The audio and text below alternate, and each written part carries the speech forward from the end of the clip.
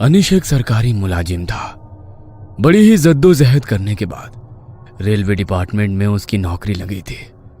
लेकिन अनिश को अपनी नौकरी लगने की जितनी खुशी थी, उसका उतना ही खौफ भी उसकी आंखों में था, क्योंकि उसकी नौकरी किसी सामान्य रेलवे स्टेशन पर नहीं, बल्कि भारत के सबसे खतरनाक रेलवे स्टेशन पर लगी थी, जो सालों से अपने भूतिया किस्सों के लिए मशहूर था, जिसका नाम था बेगुन कोडार। बेगुन कोडार का ये रेलवे स्टेशन इतना ज्यादा खतरनाक था कि बीते कई सालों में यहां जिसकी भी नौकरी लगी, वो कुछ दिनों में उसकी मौत का कारण बनकर रह गई। अनिश ने बचपन से ही उस रेलवे स्टेशन के भूतिया किस्से अपनी दादी नानी से सुने थे, लेकिन जब आज उसकी नौकरी उसी रेलवे स्टेशन पर लग गई थी, तो वो चाहकर भी वहां से अपनी नौकरी को छोड़ नहीं सकता था, क्योंकि उसके घर के हालात ही कुछ ऐसे थे कि एक तरफ कुआं तो दूसरी तरफ खाई थी। अनिश, आज से तुम्हारा ड्यूटी का शेड्यूल थोड़ा चेंज हो गया है। तुम्हारी शिफ्ट अब रात की हो गई है, तो रात को तुम्हें अकेले पूरे प्लेटफॉर्म का ध्यान रखना है। क्या रात को? लेकिन सर, मेरी ज्वाइनिंग टाइम पर तो मेरी डे शिफ्ट की ड्यूटी थी, तो अचानक ये चेंज क्यों हो गई? मैं रात के समय इस रेलवे स्टेशन पर अकेले नहीं रह सकता। आप तो जानते हो ना इस रेलवे स्टेशन के बारे में, ये कितना खतरनाक है। देखो अनीश, ये तुम्हारी जॉब है, तुम्हें कभी भी डे शिफ्ट और कभी भी नाइट शिफ्ट करनी पड़ सकती है। और रही बात इस रेलवे स्टेशन की, तो अब पूरी लाइफ तुम्हें यही जॉब करनी है, तो इसकी आदत तो डालनी ही पड़ेगी। बस अपनी सेफ्टी के लिए तुम इतना कर सकते हो कि रात से लेकर सूरज उगने तक अपने कैबिन से बाहर मत निकलना। लेकिन सर, देखो अनीश, तुम चाहे कितनी भी लेकिन वेकिन करो, लेकिन मैं इसमें तुम्हारी कोई हेल्प नहीं कर सकता। यह हाई अथॉरिटी का डिसीजन है। वैसे भी रात के समय इस प्लेटफॉर्म पर कोई उतरना तो छोड़ो, ट्रेन की खिड़की खोलने की भी हिम्मत नहीं करता, तो डोंट वरी, तुम्हें अपने कैबिन से बाहर निकलने की जरूरत ही नहीं पड़ेगी। उस समय अरुण सर तो मुझे ये बात कहकर चले गए, लेकिन बचपन से मैंने उस रेलवे स्टेशन के बारे में जो किस्से सुने थे, उन्हें याद करके वहां रात को अकेले रुककर ड्यूटी करने की मेरी हिम्मत ही नहीं हो रही थी। पर मैं मरता क्या ना करता। वो कहते हैं ना कि मजबूरी इंसान से कुछ भी करवाती है। बस मेरी पैसों की मजबूरी ने मुझे ना चाहते हुए भी ऐसी जगह नौकरी करने को मजबूर कर दिया। शाम के 7 बज चुके थे। रात के 10 बजे से मेरी शिफ्ट शुरू होने वाली थी, तो मैं तैयार होकर अपने क्वार्टर से घड़ी में ठीक 9:30 बजते ही निकल गया। वहां से रेलवे स्टेशन ज्यादा दूर नहीं था, तो मैं 10 बजने से थोड़ी देर पहले ही स्टेशन पर पहुंच गया। जब मैं कैबिन में पहुंचा तो डे शिफ्ट वाले जुगराल सर वहां से निकलने की तैयारी कर रहे थे। उन्होंने अपना बैग उठाया और मेरा कंधा थपथपाकर वहां से चले गए। उनके जाते ही अभी तक जो मेरा मन थोड़ा शांत था, वो अब बेचैन सा होने लगा। मेरे मन में एक अजीब सी बेचैनी हो रही थी, लेकिन मैंने खुद का ध्यान भटकाने के लिए अपने फोन में गाने चलाकर फोन को सामने वाली टेबल पर रख दिया। अपनी आंखें बंद करके कुर्सी पर सर रखकर लेट गया। तभी मुझे ऐसा लगा कि कोई है जो एक बड़ी ही अजीब सी आवाज में मेरा नाम पुकार रहा है, अनीश, अनीश। जैसे ही मेरे कानों में वो आवाज पड़ी, तो अचानक मैंने अपनी आंखें खोली। नजर घुमाकर पूरे केबिन में इधर उधर देखा तो कोई भी नहीं था, ना ही पूरे केबिन में किसी तरह की कोई हलचल हो रही थी। ये देखकर मैं थोड़ा रिलैक्स हो गया। फोन में कोई बोरिंग सा गाना चल पड़ा, जो मैंने अपनी जिंदगी में आज से पहले कभी सुना नहीं। उस गाने की भाषा और आवाज भी कुछ अजीब थी। अचानक वो आवाज अपने आप बहुत तेज होने लगी। उसे सुनकर ऐसा लगा कि मानो मेरे कान के पर्दे फट जाएंगे। मैंने गाना बंद करने के लिए जैसे ही हाथ में अपना फोन उठाया, तो मेरे फोन की पूरी स्क्रीन बिल्कुल ब्लैक हो गई। मैंने पावर बटन से फोन को स्विच ऑफ करने की कोशिश की, लेकिन मेरा फोन अचानक ऐसा हो गया कि मैं उसे ऑफ ही नहीं कर पाया। उस आवाज से परेशान होकर मैंने अपने कानों को अपने दोनों हाथों से भींच लिया। तभी अचानक सब कुछ एकदम शांत हो गया। मैंने जैसे ही अपनी आंखें खोली, तो मुझे ऐसा लगा कि मेरे केबिन के दरवाजे को मानो जैसे कोई बहुत जोर से खटखटा रहा हो। लेकिन इतनी रात को पूरे प्लेटफॉर्म पर मेरे अलावा तो कोई और था ही नहीं। तो फिर आखिर मेरे केबिन का दरवाजा कौन खटखटा रहा है?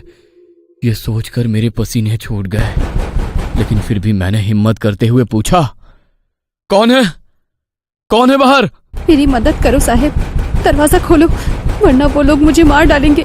बचा लो मुझे। अरे, ये तो किसी लड़की की आवाज है। लेकिन इतनी रात को कोई लड़की यहाँ पर क्या कर रही है? नहीं, ये सब छलावा है, मैं दरवाजा नहीं खोलूंगा। यह सोचकर मैंने दरवाजा नहीं खोला और चुपचाप अपनी कुर्सी पर ही बैठा रहा। तभी वो लड़की मेरे केबिन का दरवाजा और जोर जोर से खटखटाते हुए मदद की गुहार लगाने लगी। प्लीज मुझे बचा लो, वो मार डालेंगे मुझे, खोल दो दरवाजा। उसकी इतनी तेज रोने की आवाज सुनकर मुझे ऐसा लगा कि सचमुच कोई लड़की मुसीबत में है। इसलिए उसकी मदद करने के लिए मैंने अपने केबिन का दरवाजा खोल दिया। दरवाजा खोलते ही सामने देखा तो मेरे सामने दूध के जैसी सफेद इतनी खूबसूरत लड़की, मानो कोई अप्सरा उतरकर मेरे सामने आ गई हो। उसे देखते ही मैं उसकी खूबसूरती का कायल हो गया। मेरे दिल दिमाग पर जैसे उसकी खूबसूरती का सम्मोहन छा गया। वो मुझसे रोते हुए क्या कह रही थी, मैं ये समझने की सुध भी खो बैठा।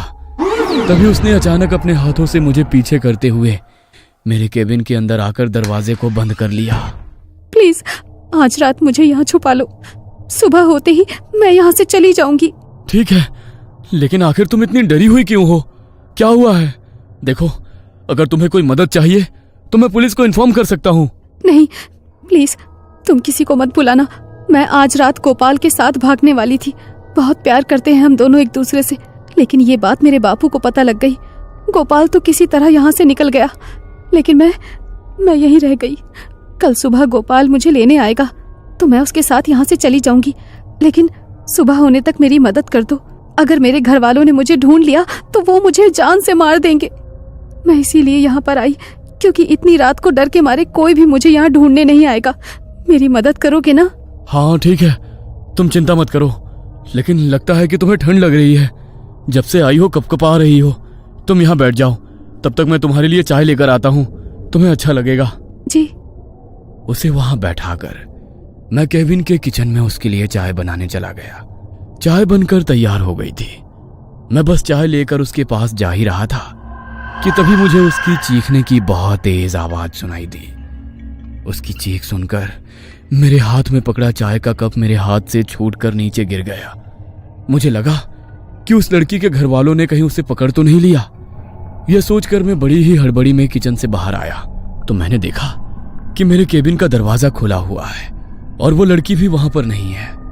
केबिन के फर्श पर खून की कुछ छींटें पड़ी है। मुझे उस लड़की की चिंता हुई।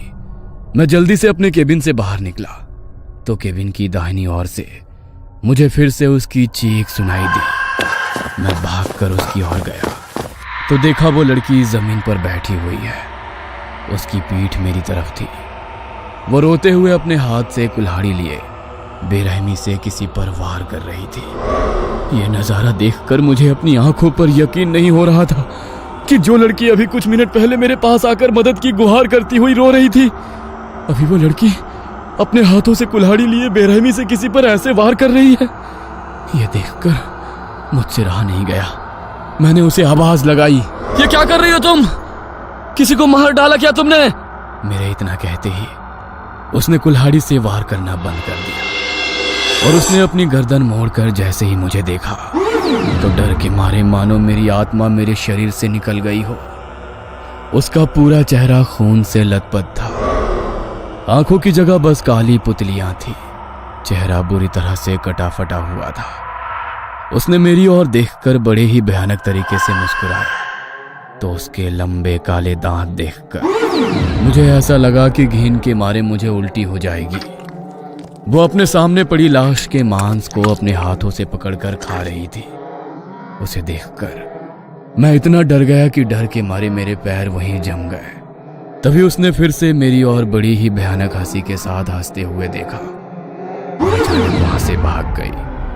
मुझे लगा कि अब वो वहां से चली गई है, इसलिए मैं थोड़ी आगे जाकर उस लाश को देखने गया ताकि पुलिस को इसकी खबर दे पाऊं। लेकिन जब मैं उस लाश के पास पहुंचा तो उसे देख मानो मेरा कलेजा मेरे हाथ में आ गया। वो नजारा देखकर मैं इतना डर गया कि डर के मारे मैं वहीं पर बेहोश होकर गिर पड़ा। सुबह जब मेरी आंख खुली तो मैं अपने केबिन के चेयर पर था।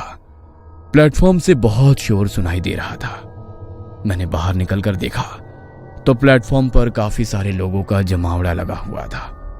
प्लेटफॉर्म पर किसी की लाश पड़ी थी, इसलिए मैं भी लोगों के बीच से जाकर उसे देखने गया तो डर के मारे मेरी आत्मा सिहर उठी, क्योंकि लोगों के बीच पड़ी वो लाश किसी और की नहीं बल्कि मेरी ही लाश थी। इस रेलवे स्टेशन पर पोस्टिंग वाले हर ऑफिसर की तरह ही आज मेरी भी मौत हो चुकी थी। अगर आपको कभी इस रेलवे स्टेशन पर एक रात बिताने का मौका मिले तो क्या आप यहां आना चाहेंगे? शायद मेरी ही तरह वो लड़की आपके पास भी मदद की गुहार लेकर आ जाए। ये कहानी आपको अच्छी लगी हो तो हमें सब्सक्राइब करें, हमारा इंस्टाग्राम और फेसबुक पेज जरूर फॉलो करें। और हाँ दोस्तों, सब्सक्राइब करना भूलना मत।